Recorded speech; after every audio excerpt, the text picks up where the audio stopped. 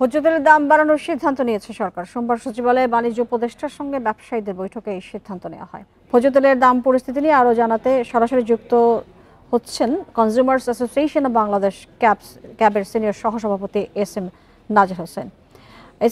আপনার কাছে যেটা জানতে চাই যে এই সময়ে এসে তেলের দাম বাড়ানোর কারণ কি বলে আপনার কাছে মনে হয়?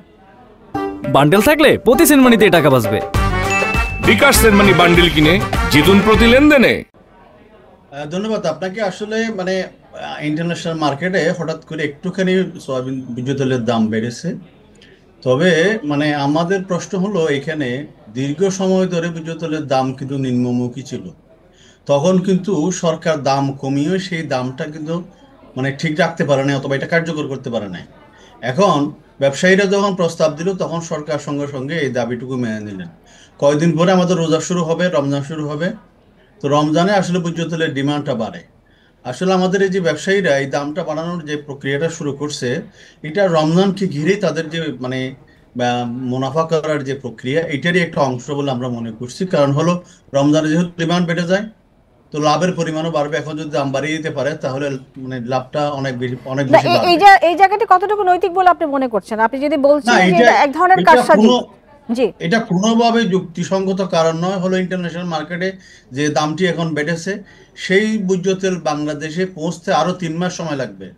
তাহলে আপনি সঙ্গে সঙ্গে দাম বাড়ার সঙ্গে সঙ্গে বাংলাদেশের দাম বাড়ায় দিলাম, দাম যে কমার সঙ্গে সঙ্গে বাংলাদেশেও দাম কমে না। তো তাহলে এটা কতটুকু ন্যায়সঙ্গত, এটা যুক্তিসঙ্গত?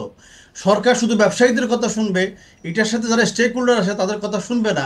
একচেটিয়াভাবে কোনো সিদ্ধান্ত গ্রহণটাকে আমরা কোনোভাবে যুক্তি মনে করি না, এটা অন্যায়। এটা বাংলাদেশের সাধারণ মানুষের সাথে অন্যায় করারই একটা প্রতিশ্রুতি বলে আমরা মনে করি।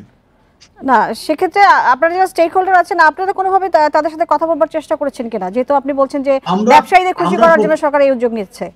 আমরা প্রতিনিয়ত সরকারের কাছে এই যে ধরেন দাম নির্ধারণ যে প্রক্রিয়াগুলি বাণিজ্য মন্ত্রণালয় হয়ে থাকে, টেরিফ কমিশন হয়ে থাকে, যেখানে দাম সংক্রান্ত বিষয় আছে সেখানে ক্যাব ভোক্তাদের প্রতিনিধিত্ব করার চেষ্টা করছে। কিন্তু আমরা বেশ অনেক দিন ধরে দেখছি যে এই সমস্ত জায়গাতে আমাদের প্রতিনিধিত্বগুলোকে সেভাবে আমলে নেওয়া হচ্ছে না।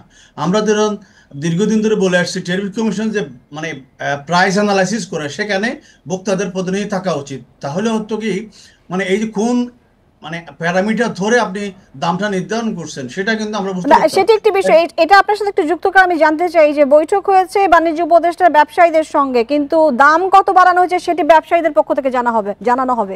সেই বিষয়টা আপনি কিভাবে দেখছেন? সেটি কেন? না, এটা হলো যে ব্যবসায়ীদের উপর সরকারের যে অতিমাত্রা নির্ভরশীলতা, আগে সরকারগুলি যেভাবে অতি ব্যবসায়ী নির্ভরশীলতা ছিল, এই ধারাবাহিকতার প্রতিফলন। কারণ হলো যে দামটা তো সরকারকে ফিক্স করতে হবে, অ্যানালাইসিসটা সরকারই দিবে। এখন যদি ব্যবসায়ী দাম নির্ধারণ করে দেয় তাহলে সরকারের ভূমিকাটা এখানে কি?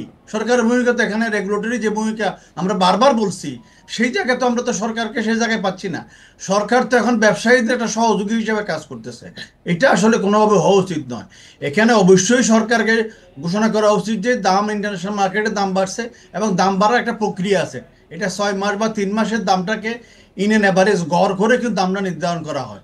সেটা যদি অনুসরণ করা হয় তাহলে আমরা বলবো যে জিনিসটা ঠিক আছে। আদারওয়াইজ যদি ব্যবসায়ীরা যেভাবে চাচ্ছেন সরকার সেভাবে সেই পথে আপনি যে কথা বলছেন যে সামনে রমজান আছে, এটি একটি প্রক্রিয়া যদি হয় একতরফা, যদি এই দিক থেকে আবার দাম বাড়ে আবার রমজানে যে বাড়বে না তার কি গ্যারান্টি আসলে রয়েছে?